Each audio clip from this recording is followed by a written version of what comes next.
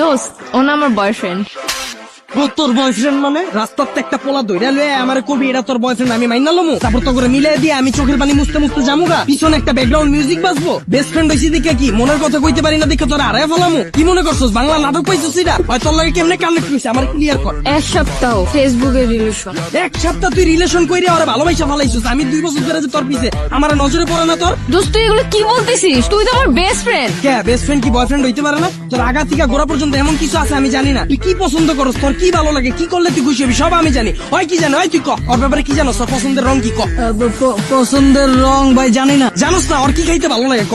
কি কোনো জিগাই নেই তো। এক সপ্তাহ কথা কইয়া তুই পোলার প্রেমে পড়ে গেছিস। আমি যে 2 বছর ধরে তোর পিছনে বান্দির মতো খাটলাম এটার কোনো দাম নাই। দিন রাত 24 ঘন্টা তোর সময় দিছি। তোর কি ভালো লাগে, কি করলে তুই খুশি হবি, এত কিছু কইরাও তোর মন পাইলাম না। দুইটারে বাই বাই বাই বাই। তুই কি ভাবছিস রাস্তাতে একটা পোলার আইন না আমার পরিচয় করায় দিতাছস?